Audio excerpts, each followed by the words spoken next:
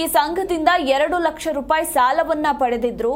ಇನ್ನು ವಾರ 1,000ಕ್ಕೂ ಹೆಚ್ಚು ಅಂದ್ರೆ 1,500 700 ಸಮಥಿಂಗ್ ಕಟ್ಟಬೇಕಾಗಿತ್ತು. ಆ ಸಂದರ್ಭದಲ್ಲಿ ಈಕೆ ಸ್ವಲ್ಪ ಕಾಲಾವಕಾಶವನ್ನ ಕೊಡಿ ಅಂತ ಕೇಳಿದ್ರಂತೆ. ಆದ್ರೆ ಸಂಘದ ಸಿಬ್ಬಂದಿಗಳು ಅವಾಚ್ಯ ಶಬ್ದಗಳಿಂದ ನಿಂದಿಸಿದ್ರು.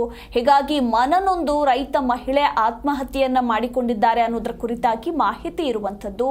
ಈಗ ಮಹಿಳೆಯ ಕುಟುಂಬಸ್ಥರು ಸಂಘದ ಕಚೇರಿ ಮುಂದೆ ಪ್ರತಿಭಟನೆಯನ್ನ ನಡೆಸುತ್ತಿದ್ದಾರೆ. ಸಾಲದ ಕಂತು ಕಟ್ಟಲಾಗದೆ ರೈತ ಮಹಿಳೆ ಆತ್ಮಹತ್ಯೆಗೆ ಶರಣಾಗಿದ್ದಾರೆ. ಮಂಡ್ಯ ಜಿಲ್ಲೆಯ ಮಳವಳ್ಳಿ ತಾಲೂಕಿನ ಮಲಿಯೂರಲ್ಲಿ ಈ ಘಟನೆ ನಡೆದಿದೆ. ಈಗ ತಾನೇ ನಾವು ಗಮನಿಸ್ತಾ ಇದ್ವಿ ಯಾವ್ಯಾವ ಜಿಲ್ಲೆಗಳಲ್ಲಿ ಎಲ್ಲೆಲ್ಲಿ ಯಾವ್ಯಾವ ರೀತಿಯಲ್ಲಿ ಸಂಘದವರು ಕಾಟವನ್ನ ಕೊಡ್ತಿದ್ದಾರೆ ಮಹಿಳೆಯರಿಗೆ ಅನ್ನುವಂಥದ್ದನ್ನ. ಈಗ ಮತ್ತೊಂದು ಘಟನೆ ನಡೆದಿರುವಂತದ್ದು ಮಂಡ್ಯ ಜಿಲ್ಲೆಯಲ್ಲಿ. ಮಂಡ್ಯ ಜಿಲ್ಲೆ ಮಳವಳ್ಳಿ ತಾಲೂಕಿನಲ್ಲಿ ಮತ್ತೊಬ್ಬ ಮಹಿಳೆ ಸಾಲದ ಕಾಟಕ್ಕೆ ಆತ್ಮಹತ್ಯೆಗೆ ಶರಣಾಗಿದ್ದಾರೆ. ಧರ್ಮಸ್ಥಳ ಸಂಘದಲ್ಲಿ ಸಾಲವನ್ನ ತೆಗೆದುಕೊಂಡಿದ್ದ ಮಹಿಳೆ ಮನೆಯಲ್ಲಿ ನೇಣಿಗೆ ಶರಣಾಗಿದ್ದಾರೆ. 43 ವರ್ಷದ ಮಹಾಲಕ್ಷ್ಮಿ ಎಂಬಾಕೆ ನೇಣಿಗೆ ಶರಣಾಗಿರುವಂತದ್ದು. ಸ್ಥಳಕ್ಕೆ ಭೇಟಿ ನೀಡಿ ಕಿರುಗಾವಲು ಪೊಲೀಸರು ಪರಿಶೀಲನೆಯನ್ನು ನಡೆಸುತ್ತಿದ್ದಾರೆ. ಮಂಡ್ಯ ಜಿಲ್ಲೆಯಲ್ಲಿ ಮಳವಳ್ಳಿ ಶಾಸಕರಾದ ನರೇಂದ್ರ ಸ್ವಾಮಿ ಹೇಳಿಕೆಯನ್ನ ನೀಡ್ತಿದ್ರು. ಧರ್ಮಸ್ಥಳದ ಹೆಸರಿನಲ್ಲಿ ಅಧರ್ಮದ ಕೆಲಸವನ್ನ ಮಾಡ್ತಿದ್ದಾರೆ, 40-50% ಬಡ್ಡಿಯನ್ನ ಕಟ್ತಿದ್ದಾರೆ ಮಹಿಳೆಯರು, ತಮಗೆ ಅರಿವಿಲ್ಲದೆ ಅಂತ ಹೇಳ್ತಾ ಇದ್ರು. ಚಿಕ್ಕಬಳ್ಳಾಪುರ, ಮಂಡ್ಯ, ತುಮಕೂರು ಎಲ್ಲಾ ಕಡೆಯೂ ಕೂಡ ಈ ಸಾಲದವರು ಫೈನಾನ್ಸ್ ಕಂಪನಿಯವರು ಮಹಿಳೆಯರ ಜೀವ ಹಿಂಡ್ತಿದ್ದಾರೆ. ಸಾಲ ತಗೊಂಡ ಮಹಿಳೆಯರಿಗೆ ಯಾವ ರೀತಿ ಕಾಟ ಕೊಡ್ತಿದ್ದಾರೆ ಅಂತ ನೋಡ್ತಾ ಇದ್ವಿ. ಈಗ ಮಂಡ್ಯದಲ್ಲೂ ಕೂಡ ಅದೇ ರೀತಿಯ ಘಟನೆ ನಡೆದಿದೆ. ಮೇಡಮ್ ನಮಸ್ತೆ ಮೇಡಮ್. ಈಗಾಗಲೇ ನಿಮ್ ಗಮನಕ್ಕೆ ಈ ವಿಚಾರ ಬಂದಿದೆ ಅನ್ಕೋತೀನಿ ಸರ್. ನೆನ್ನೆಲ್ಲ ಪೂರ್ತಿ ಅಲ್ಲೇ ಇದ್ವಿ ಮೇಡಮ್, ನಾವು ಸ್ಥಳದಲ್ಲೇ ಇದ್ವಿ. ಓಕೆ.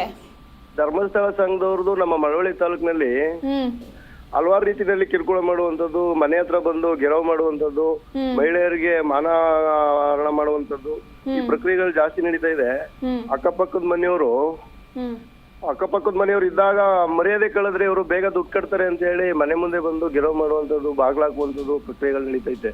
ಹಂಗಾಗಿ ನಿನ್ನೆ ಮಲ್ಲಿಯೂರು ಗ್ರಾಮದಲ್ಲಿ ಅಮ್ಮ ಮಹಾಲಕ್ಷ್ಮಿ ಅನ್ನೋರ್ ಮೇಲೆ ಅವಾಚ್ಯ ಶಬ್ದಗಳಿಗೆ ನಿಂದಿಸಿದಾಗ ಅಮ್ಮ ಮನಸ್ಸಿಗೆ ಸ್ವಲ್ಪ ಆಘಾತ ಮಾಡ್ಕೊಂಡು ಮನೆ ಒಳಗೆ ಹೋಗಿ ಸೂಸೈಡ್ ಮಾಡ್ಕೊಂಡಿರ್ತಕ್ಕಂಥ ಘಟನೆ ಇವತ್ತು ಮಲ್ಲಿಯೂರಲ್ಲಿ ನಡೆದೈತೆ ಮೇಡಮ್. ಹೌದು. ಈಗ ಆ ಸಂಘದ ಸಿಬ್ಬಂದಿಗಳು ಪ್ರತಿನಿಧಿಗಳು ಏನ್ ಹೇಳ್ತಾರೆ ಸರ್? ಅವರೆಲ್ಲರೂ ಮೊಬೈಲ್ ಸ್ವಿಚ್ ಆಫ್ ಮಾಡಿದ್ದಾರೆ ಮೇಡಮ್. ನಾವು ಮಧ್ಯರಾತ್ರಿವರೆಗೂ ಕೂಡ ಮಳವಳ್ಳಿನಲ್ಲಿ ಅವ್ರ ಸಂಘದ ಕಚೇರಿ ಮುಂದೆ ಶವವನ್ನು ಇಟ್ಟು ಪ್ರತಿಭಟನೆ ಮಾಡಿದ್ವಿ, ಅಹೋರಾತ್ರಿ ಧರಣಿ ಮಾಡಿದ್ವಿ. ಮಧ್ಯರಾತ್ರಿ 2 ಗಂಟೆ ಸಂದರ್ಭದಲ್ಲಿ DC ಅವ್ರು ಬಂದಿದ್ರು, SP ಅವ್ರು ಬಂದಿದ್ರು. ಆದ್ರೆ ಸಂಘದ ಪ್ರತಿನಿಧಿಗಳಿಗೆ ಅವ್ರು ಫೋನ್ ಮಾಡಿದಾಗ ಎಲ್ಲರೂ ಕೂಡ ಸ್ವಿಚ್ ಆಫ್ ಮಾಡ್ಕೊಂಡಿದ್ರು. ಹಾಗಾಗಿ ಪರಿಹಾರಕ್ಕೆ ನಾವು ಒತ್ತಾಯ ಮಾಡಿದ್ರು ಕೂಡ ಫಲ ಸಿಗ್ಲಿಲ್ಲ. DC ಅವ್ರು ಭರವಸೆ ಕೊಟ್ಟ ಮೇಲೆ ನಾವು ಅದನ್ನ ಬಾಡಿನ ತಗೊಂಡು ಹೋಗ್ಬಿಟ್ಟು ಅಂತ್ಯ ಸಂಸ್ಕಾರ ಮಾಡುವಂತ ಕೆಲಸ ಮಾಡಿದ್ವಿ ಮೇಡಮ್.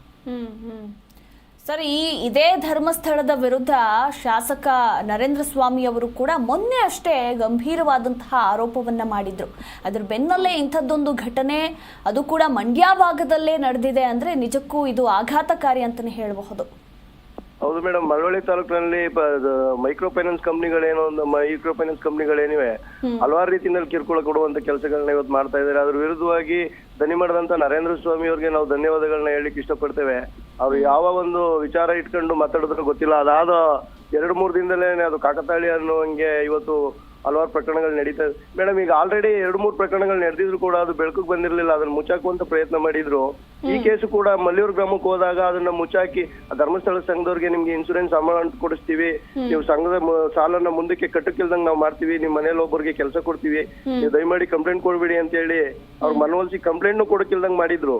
ನಾವೆಲ್ಲ ಸಂಘ ಸಂಘಟನೆಯವರು ಹೋಗಿ ಯಾವಾಗ ನಾವು ಅವ್ರಿಗೆ ಇರುವಂತ ಸತ್ಯವನ್ನ ತಾವು ಒಪ್ಕೊಳ್ಳಿ ಪೊಲೀಸ್ನವ್ರ ಮುಂದೆ ಅಂತ ಹೇಳಿದ್ವಿ, ಅವಾಗ ಅವ್ರ ಗಂಡ ಮಲ್ಲು ಅನ್ನೋರು ಪೊಲೀಸ್ನವ್ರಿಗೆ ದೂರು ಕೊಡ್ತಾರೆ ಮೇಡಮ್.